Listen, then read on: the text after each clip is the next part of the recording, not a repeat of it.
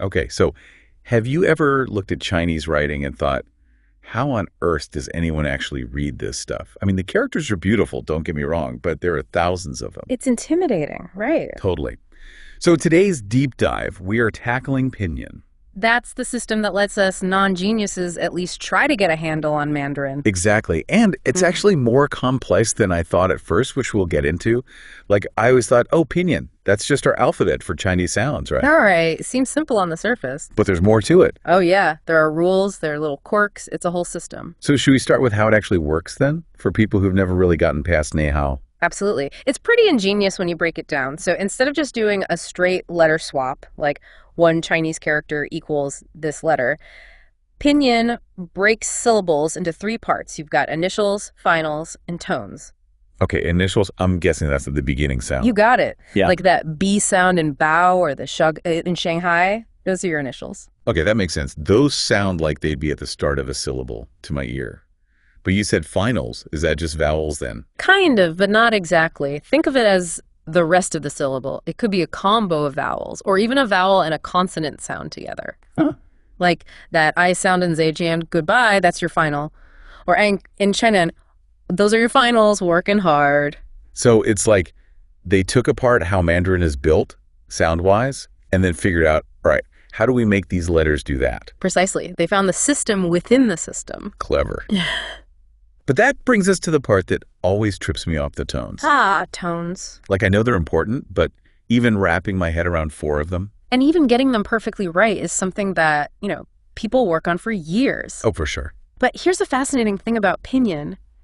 Even if your tones aren't perfect, it still gives you a huge advantage in understanding and being understood in Mandarin. Really? Is it that tone isn't as vital as some people make it out to be? Well, not quite. It's more about how Mandarin is structured compared to, say, English. In English, we rely a lot on word order and all these little helper words, like I gave him the book versus he gave me the book. Right, a completely different meaning. Our tones, they mostly convey emotion, not a change in the word itself. We aren't changing me to him just by saying it higher or lower. That's true. We need the whole sentence to change. Exactly. But Mandarin, it uses those tones to tell the difference between words that might otherwise sound the same. Oh, so the tone, is the difference. Yes. Classic example. Ma, flat, high tone, means mom. Ma, with that rising tone, means hemp. Whoa, big difference. Talk about accidentally offending your mother. So even if I botch the tones, by using Pinyin, I'm at least getting the basic word across, and then it becomes about fine-tuning with the tone. Exactly. Like you've grasped the essential meaning, but maybe you're still working on those nuances of expression. Okay, that's actually really helpful to think about it that way. Now, I know Pinyin was formally adopted in the 1950s, but I have a hunch it's got to be way older than that, right? Didn't just appear out of nowhere. You are so right. Those hunches are spot on. We're talking centuries-old history here.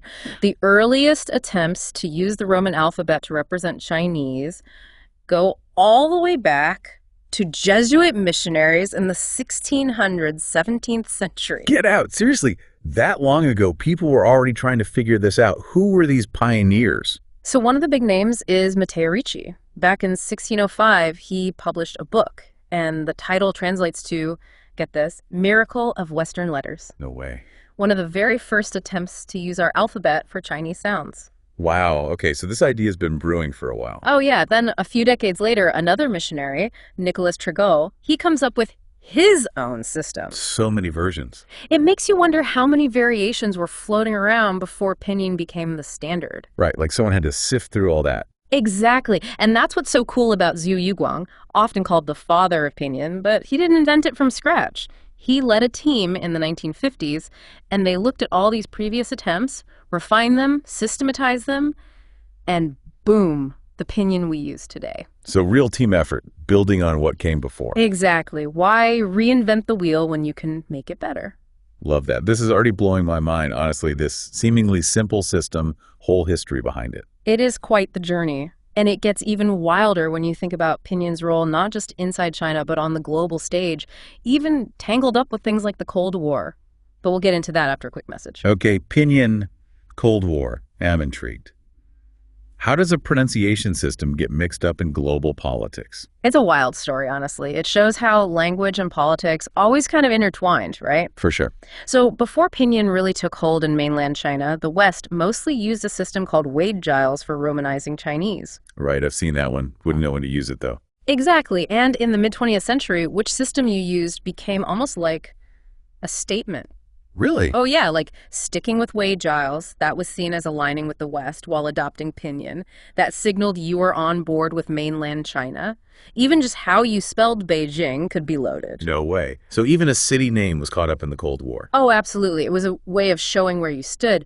But while all that's going on globally, Pinyin's also having this huge impact within China, you know? Yeah, I bet. Like overhauling how people learned language, right? Frankly. Pinyin really revolutionized literacy in China. Think about it, before it was widely used, becoming literate meant learning thousands of characters. Oh my God. Daunting for anyone, but especially adults who maybe hadn't had much formal education. Trying to learn a whole writing system as a grown-up? No thanks. Right. But Pinyin, it gave people a way in, you know? They could learn to read and write using a system that built on familiar letters. Suddenly, education, information, it's all way more accessible. That is huge. Yeah. A whole society changing how they learn makes you realize, like, we take so much for granted with how easy things are now, digitally speaking. Totally. Can you imagine texting in Chinese without Pinyin? I'd lose my mind. Honestly, any Chinese learning app you've used, even just typing a message with Chinese characters, that's Pinyin making it possible. It really is the backbone now, isn't it? Yeah. Wild. Okay, so we've got the history, the structure. Yeah. But what about actually using Pinyin? Got any, like, quirks or things people should watch out for? Oh, definitely. As logical as Pinyin tries to be, it's still evolving, right? Plus, language is messy. There's always going to be those little things that trip people up. That ooh sound, that one gets me every A time. classic. So that ooh sound, like in Lucian, needs those two little dots over the U, right? To show it's not a regular U. Right, got it. But for kind of a weird tech reason, sometimes you'll see it written as Elvetian instead. Wait, they just swapped the U for a V? What, were dots too high tech back in the day? Basically. Early computer systems, they had a limited character set. The dots, officially called an umlaut, weren't included, so V became the workaround. And it just stuck around. Huh, never thought about computer encoding affecting how we write a language. That's wild. Right. It's like a little glimpse into tech history. So is Helvetian still considered correct then? Even if it's, like, a hack? You'll definitely see it, especially informally. Shop signs, online, even some official documents use it. Shows how even a system designed for precision got to adapt to the real world, right? Makes sense. So we've talked about Mandarin sounds, but what about the other languages spoken in China? How does Pinyin handle that whole thing? Yeah, good point. It's a whole other level of complexity. I mean, China's got a ton of languages, not just variations on Mandarin. Right. It's really diverse. And that's where things get tricky, because you can't always force a square peg in a round hole. You know? For sure. Like, take the city of Shigatse in Tibet. You mentioned wanting to go there. Oh, yeah, it's on my list. Home to the Tashil Hunpo Monastery. Yeah, exactly. But here's the thing. The Tibetan spelling is, get this, Giziskartse. Good luck getting that on a street sign with our alphabet. Oh, wow. Yeah, that's not happening. So the official Pinyin transcription ends up being Shigaze. Shigaze. That doesn't really look like either version. Right. It's like they met in the middle somewhere, which is kind of the point Pinyin's meant for Mandarin, but it gets adapted for other languages. So you end up with these unique spellings that reflect like a blend of influences. That's so interesting, though. It's like all these cultural factors, and let's be real, political factors, too, that play into it. Language is never simple, is it? Never. There's history, identity, power dynamics, all baked in. But shifting gears a bit, let's talk about Pinyin in our modern world, you know, the digital age. We've touched on it, but what are your thoughts on its role now with smartphones, AI, all that? It's essential. I mean, I can't imagine trying to use a Chinese phone or website without Pinyin. It's like the bridge between those characters and us being able to actually, like, type anything. Totally. It really is the foundation of most input systems now. Imagine having to memorize thousands of characters just to send a text message. Oh, no way. Right. Pinyin makes communication so much more accessible. And then there are things we don't even think about, like sorting Chinese names in a database. Oh, right. You can't alphabetize characters the way we do with our alphabet. Exactly. So Pinyin provides that consistent system for things like that, contact list, library catalog, whatever. Suddenly it's organized in a way that just wouldn't be possible otherwise. It's kind of wild how foundational it's become. So that's within China. But has Pinyin had any impact on other languages even? Or their writing systems? Like, has it traveled beyond its original purpose? It totally has. For one, it's been the inspiration for romanization systems for other East Asian languages.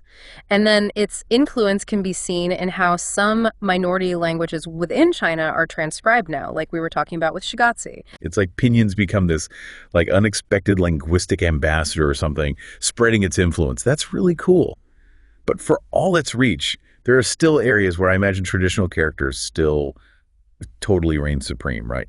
Like classic Chinese literature. I don't see them switching to Pinyin anytime soon. You're absolutely right. As good as Pinyin is at representing the sounds of Mandarin, traditional characters have all this depth to them, like layers of meaning, nuance that you just can't capture phonetically.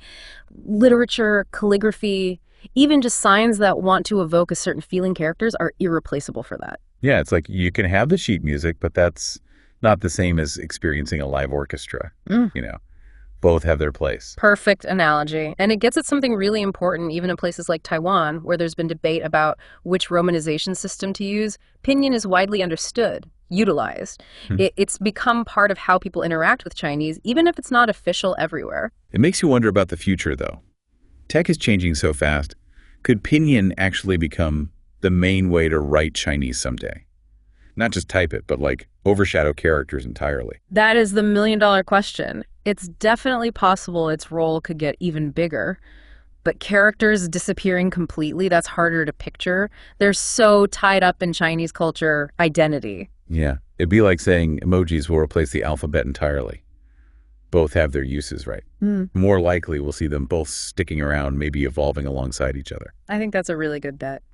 So as we wrap up our Pinyin deep dive here, what's the big takeaway for our listeners? What do you hope they really walk away understanding about this system? I think the biggest thing for ME was just how much more there is to Pinyin than I ever realized. It's not just like a pronunciation cheat sheet. It's this window into how language changes, cultural shifts, even technology. Who knew something that helps you read a menu could be so complex, honestly? That's what makes it so fascinating. It's the simple tool on the surface, but with these incredibly deep roots and then these huge implications. And who knows what the future holds? Maybe we'll all be using Pinyin-powered AI translators to talk to each other someday. That's a future I can get behind. From ancient origins to the digital age, Pinyin's journey is proof that language is never standing still. It's adapting, it's evolving, it's full of surprises. Thanks for joining us on this deep dive. It's been a wild ride.